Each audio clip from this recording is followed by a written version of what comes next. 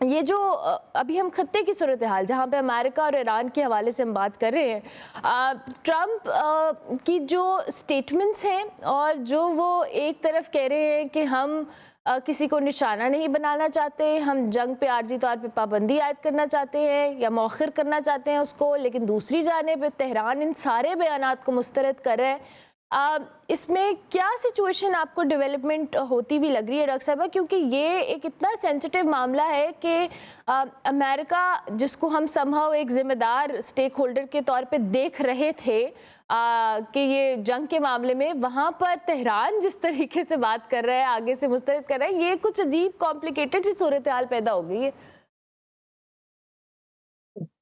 अमरीका कभी भी जो है वो ज़िम्मेदार नहीं रहा, ख़ास तौर पे जंग के मामले में तो नहीं रहा। रीसेंट हिस्ट्री जो है, पिछले अगर हम 5 डेकेड की देखें तो उसमें रीज़नेबल तो कुछ भी नहीं है। हम्म। और जहाँ तक आप ज़िक्र कर रही हैं ट्रंप की ट्रुथ सोशल पोस्ट का, तो वो तो टेक्स्ट बुक एग्ज़ाम्पल है, डिल्यूज़न की, डिसोरिएंटेशन की, और फिर वो भी एक हेजमॉन की तरफ से। तो समझ में नहीं आता, अगर आप उनको देखें तो फिर आप सैनिटी जो है वो समझ में नहीं आती। आप फिर अपने आप को क्वेश्चन करने लग जाते हैं कि शायद मेरे दिमाग में तो कोई प्रॉब्लम नहीं है।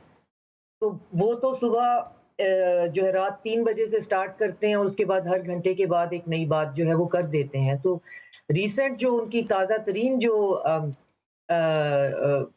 पावर प्ले है अपने ट्रुथ सोशल पे, उसपे एक तो स्टार्ट तो वो ज़ाहिर है वो कर रहे हैं, कभी हमने ओब्लिटरेट कर दिया है, ईरान जो है वो मुकम्मल तबाह है, उसकी नेवी तबाह बर्बाद कर दी है, एयर फ़ोर्स है ही नहीं।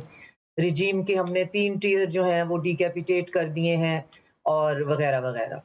लेकिन उसके बाद फिर जो रीसेंट डेवलपमेंट है वो स्टार्ट होती है जब वो ट्रुथ सोशल पे ही पोस्ट करते हैं कि 48 घंटे के अंदर-अंदर स्ट्रेट ऑफ होर्मुज़ खोल दो, वरना आप पर हम अटैक स्टार्ट कर देंगे और स्टार्ट करेंगे आपके सबसे बड़े जो एनर्जी का जो आपका प्लांट है, इलेक्ट्रिसिटी जनरेटर। और 48 घंटे गुज़र जाते हैं तो फिर उसका जवाब जो है वो हमें उसी ट्रुथ सोशल से मिलता है कि हमने इरादा जो है वो ख़त्म कर दिया है। अब 5 दिन तक हम यूनिलैटरल सीज़ फायर कर रहे हैं क्योंकि ईरान से हमारी नेगोशिएशन चल पड़ी हैं और बहुत ही ये खुशाइंद बात है। और बगैर कोई वक़्त ज़ाया किए ईरानी कहते हैं कि हमारे से ऐसी कोई बातचीत नहीं है। और इस पूरे के पूरे एपिसोड के अंदर एक्सियोस जो है एक ज़ायनिस्ट बैक्ड न्यूज़ आउटलेट है, वो इस तरह की खबरें जो हैं वो करते हैं। कोई कभी-कभार वो सच होती हैं, 90% झूठ होती हैं, और उन जो 10% सच होती हैं, उनमें से 5% वो होती हैं जो उनको कहा गया होता है कि पल्स वगैरह लेने के लिए आप देखें कि मार्केट में क्या चीज़ जो है वो लोगों का ओपिनियन क्या है, रिएक्शन क्या है। तो उसमें एक जो है वो ओपिनियन पब्लिश किया जाता है जिसके अंदर सजेस्टिव हुआ जाता है कि पाकिस्तान, तुर्की और इजिप्ट जो हैं, वो मीडिएशन कर रहे हैं। और अमेरिका के साथ मिलके। तो जब ईरान से डायरेक्ट ये सवाल भी पूछा जाता है, तो उन्होंने कहा कि जी क्या पाकिस्तान मीडिएशन कर रहा है? तो उन्होंने कहा कि हमारे सारे एलाइज़ जो हैं वो हमसे बात कर रहे हैं। अमेरिका हमारे पास बारहा जो है वो पैगाम भेज रहा है हमारे एलाइज़ के थ्रू, पाकिस्तान जो है वो उनमें बिल्कुल शामिल हो सकता है। मगर हमारा जवाब एक ही है, हमने अपनी शराइत जो हैं वो पहुँचा दी हुई हैं। अब इस चीज़ में ये है कि सुनने में ये भी आ रहा है कि जी जेडी वैंस और जेरेड कुशनर और विटकॉफ जो हैं, वो इस्लामाबाद पहुँच रहे हैं अगले 1 हफ्ते के अंदर, और यहाँ पर बैठकर वो जो स्पीकर पार्लियामेंट हैं ईरान के, वो भी आएँगे और कोई मीडिएशन होगी। तो ये सच भी हो सकता है, ये सच नहीं भी हो सकता है। हमारे पास अपने स्टेट जो डिपार्टमेंट है हमारी फॉरेन ऑफिस से, हमारे पास कोई ऐसी खबर हम्म। नहीं है कि ऐसा कुछ हो रहा है। लेकिन एक बात इसमें बहरहाल सच है कि पाकिस्तान मीडिएशन में इन्वॉल्व है। पाकिस्तान जो है वो ईरान से भी बात कर सकता है, पाकिस्तान अमेरिका से भी बात कर सकता है। अब मसला ये है कि ईरान जो है वो किस हद तक मीडिएशन, और क्या चीज़ जो होगी वो टेबल पे होगी जिस पे वो मीडिएशन करेगा। उन्होंने तो अपना बता दिया है कि न्यूक्लियर प्रोग्राम के बारे में बात नहीं होगी, बैलिस्टिक के बारे में भी नहीं होगी। हमारे सारे नुकसानात का आप हर्जाना अदा करेंगे, और साथ में ये कि आप गल्फ़ में से अपनी तमाम जो आपकी मिलिट्री प्रेज़ेंस है, उसको आप ले जाएँगे यहाँ से। अब ये काफ़ी सख्त किस्म की शराइत है, और दूसरी तरफ ट्रंप जो है वो सुबह उठ के मार्केट देखते हैं और बॉन्ड के क्राइसिस से बचने के लिए एक शोशा छोड़ देते हैं। शाम तक थोड़ा-सा स्टेबल रहता है, कुछ लोग पैसे बहुत ज़्यादा कमा लेते हैं, मार्केट फिर गिर जाती है, फिर कुछ लोगों का बहुत नुकसान हो जाता है, अगले दिन वो कोई नया लतीफ़ा सुना देते हैं। बहुत बुरी तरह से वो ट्रैप हैं इस पूरी सूरत-ए-हाल के अंदर और इसमें जो एक और सिनिकल कैरेक्टर है नेतन्याहू का, वो इन सारी सूरत-ए-हाल को देखते हुए बयान ट्रंप की तरफ से आता है, ईरानियों की तरफ से रिबटल आता है और वो बीच में एक अपना ही डेढ़ ईंट की मस्जिद बनाता है कि जी हमने आखिरी हद तक जो है वो ईरान को तबाह बर्बाद करना है। उसका बयान ना तो ईरान के साथ जो है वो कहीं पे आपको इक्वेट होता हुआ नज़र आता है और ना ही अपने एलाय और वॉर जो पार्टनर है उसके साथ वो आपको रीइंफोर्स करता हुआ नज़र आता है। तो सिचुएशन बहुत क्रिटिकल है, ख़ास तौर पे पाकिस्तान के लिए बड़ी स्लिपरी स्लोप है। क्योंकि हमारे गल्फ कंट्रीज़ के साथ बहुत अच्छे रिलेशन रहे हैं, वो थ्रू थिक एंड थिन हमारी बहुत सपोर्ट करते रहे हैं हुँ, और ईरान से हमारे बहुत पीपल टू पीपल कनेक्शन ऐसे हैं, हमारी जो पब्लिक सिम्पैथी और एम्पैथी ऐसी है कि हम किसी भी किस्म के मिसएडवेंचर का हिस्सा नहीं बन सकते और बिल्कुल। मुझे 100% लगता है कि इसकी नौबत भी नहीं आएगी। मगर हम दरमियान में एक ऐसी सूरत-ए-हाल में हैं कि अगर अमेरिका के एसेट्स पे हमला होता है जो कि लॉजिकल है, ईरान और कहाँ जाके अटैक करेगा, तो वो सारे के सारे गल्फ कंट्रीज़ में हैं हुँ, और अगर वो गल्फ कंट्रीज़ के अंदर ये नुकसान होता है, तो ख़ास तौर पे सऊदी अरेबिया के केस में, वो फिर हमारी तरफ देखते हैं और हमें फिर जो है वो ईरान से बात करनी पड़ती है। अब इसमें हम एक ऐसी सिचुएशन में फँसे हुए हैं जिसके अंदर से हम बहुत ब्रिलियंटली नेविगेट तो कर रहे हैं, हुँ, मगर क्या ये जंग जो है वो किसी हतमी जो है वो हल की तरफ जाएगी या रुक पाएगी और फिर स्ट्रेट ऑफ होर्मुज़ की बात हो रही है, ख़ार आइलैंड पे ग्राउंड ट्रूप्स लाने की बात हो रही है। स्ट्रेट ऑफ होर्मुज़ जो है वो प्रैक्टिकली क्लोज़ नहीं है। अगर हुँ, आप पेट्रो युआन में ट्रेड करते हैं और इजाज़त लेके गुज़र जाते हैं, तो ईरान का कहना है कि हमने बिल्कुल किसी को भी जाने से रोका हुआ नहीं है। तो हुँ, ये एक 2 सिस्टम हैं, यूनिपोलैरिटी वर्सेस मल्टीपोलैरिटी 2 सिस्टम आगे आमने-सामने खड़े हुए हैं। बहुत से प्लेयर्स हैं, कुछ हुँ, सामने हैं, बहुत से पीछे से जो हैं वो इसमें शामिल हैं, शैडोज़ में हैं। बहुत सी चीज़ें स्टेक पे लगी हुई हैं। चाइना और रशिया की क्रेडिबिलिटी जो है, चाइना का 2050 का विज़न जो है, हुँ, उसका मल्टीपोलैरिटी का पूरा फ्रेमवर्क जो है हमारी दोस्ती और हमारी जो है वो अलायंसेस जो हैं, बहुत से लोगों की बहुत कुछ ट्रंप की प्रेसिडेंसी जो है वो स्टेक पे लगी हुई है, वो इम्पीच हो सकते हैं और बाकायदा लोग कह रहे हैं कि वो इम्पीच हो जाएँगे। हुँ, तो और ईरानी जो हैं वो अपनी सर्वाइवल की जंग लड़ रहे हैं। इसराइल की तरफ से खदशा है कि बिल्कुल प्रैक्टिकली ओब्लिटरेट होने के करीब वो टैक्टिकल न्यूक्स भी चला सकता है। तो इस वक़्त हतमी बात करना थोड़ी-सी शोबदाबाज़ी लगेगी, हम सिर्फ़ डॉट ही कनेक्ट या कर सकते हैं और आप आज सारा दिन मीडिया पे यही शोर सुनाई देगा कि पाकिस्तान क्या कर रहा है। सोशल मीडिया पे आपको जो है वो बेलाकोस से ट्रेंड चलते हुए नज़र आएँगे कि क्या पाकिस्तान सऊदी अरेबिया के साथ मिलके ईरान पे अटैक कर देगा, ये बहुत बच्चों वाली बात है। बिल्कुल। और साथ में आपको अगला जो है उसके काउंटर आर्गुमेंट में मिलेगा कि पाकिस्तान जो है वो अब ईरान और अमेरिका की जंग रुकवाने में किरदार अदा कर रहा है। ये 2 हाथी जो हैं आपस में लड़ रहे हैं। पाकिस्तान दोनों में से किसी की भी वॉर प्लान नहीं कर रहा।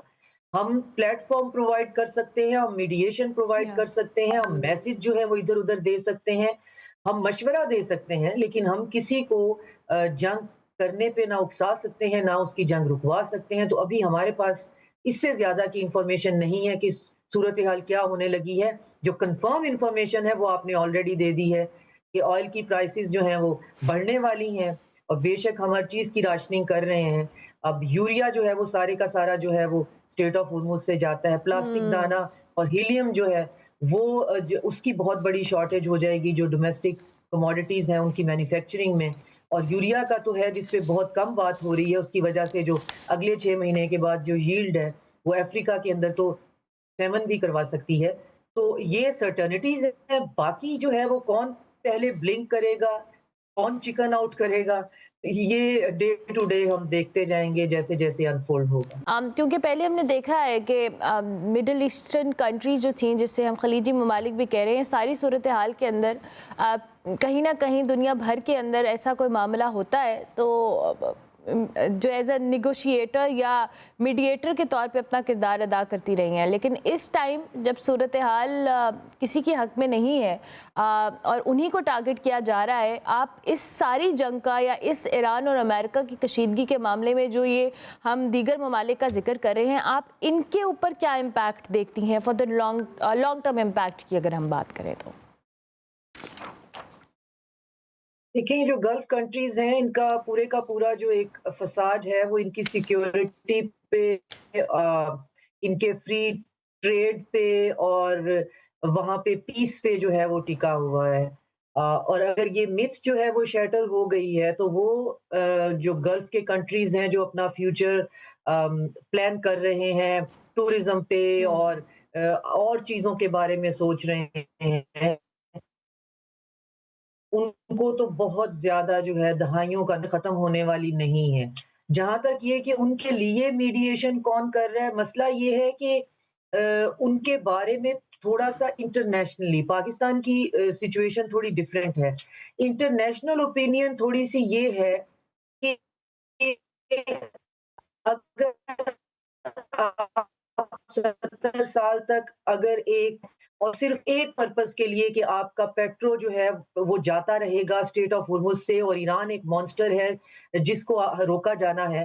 तो अगर 70 सालों के अंदर एक मौका ऐसा आता है और उसमें भी आपको नहीं बचाया जा सकता, तो फिर इसमें कसूर या गलती किसका है? फिर तो ये उसी सिक्योरिटी आर्किटेक्ट के अंदर फंडामेंटली कोई फ्लॉ है जिसको रिविज़िट करने की ज़रूरत है और मेरा ख़्याल है कि इस वक़्त सर जोड़ के वो सब जो हैं, इसी के बारे में सोच रहे हैं। ईरान पे उनका गुस्सा जो है वो उतना नहीं है उनके इंटरनल मीडिया को अगर आप देखें, जितना इस बात पे है कि जिस बात के ऊपर हमने इतना ज़्यादा अपने रीजन में भी हम उनको बाज़ औक़ात वेसल स्टेट्स कह रहे होते हैं, उनके बारे में बात कर रहे होते हैं, उनकी सॉवरेनिटी क्वेश्चन कर रहे होते हैं। उनको पता है हर हर कंट्री की एक अपनी इन्फॉर्मेशन, एक इंटेलिजेंस की होती है गैदरिंग की। उनको पता है कि उनके बारे में पब्लिक ओपिनियन क्या है इनसाइड द अफ्रीका, एशिया और ब्रॉडर जो है वो लैटिन अमेरिका, वेस्टर्न यूरोप को छोड़कर और अमेरिका को कि उनके ऊपर ये एक सवालिया निशान हमेशा से रहा है और उनका जवाब ये रहा है कि चूँकि हम एक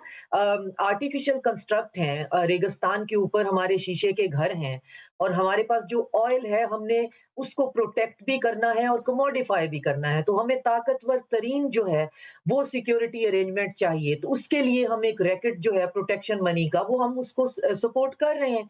लेकिन at the end of the day अगर वो सपोर्ट करने वाला स्ट्रक्चर ही काम नहीं कर पाता, तो फिर यकीनन उसके अंदर भी बहुत बुनियादी नौइयत के जो हैं वो चेंजेज़ आएँगे और इस वक़्त उनका ऑयल जो है वो स्ट्रेट ऑफ होर्मुज़ के अंदर जाने से जो है रुका हुआ है और दूसरी तरफ ईरान जिस पे हमला है, उस पे अमेरिका ने तेल के ऊपर सैंक्शंस जो हैं वो ख़त्म कर दी हैं, रशिया के ऊपर तेल पे सैंक्शंस ख़त्म कर दी हैं, तो समझ नहीं आ रहा कि इस जंग के अंदर इकोनॉमिकली बेनिफिशियरी कौन है और पॉलिटिकली जो है वो कौन-सा जो है वो इसके अंदर लूज़र है। तो ये सारी सूरत-ए-हाल जो है, वो इतनी केओटिक है कि इसके अंदर जो चीज़ भी अब इसके बाद आएगी वो अब अगले आने वाले 100 साल की जो है को फ़ोर प्लानिंग होगी कि अब अगला आर्किटेक्ट हमारा होना क्या है और गल्फ़ के कंट्रीज़ ख़ुसूसन जो है वो अब सिर्फ़ देख रहे हैं कि क्या चाइना इस वक़्त इस काबिल है कि उसको रिप्लेस करने के बारे में सोचा जाए और अगर नहीं है,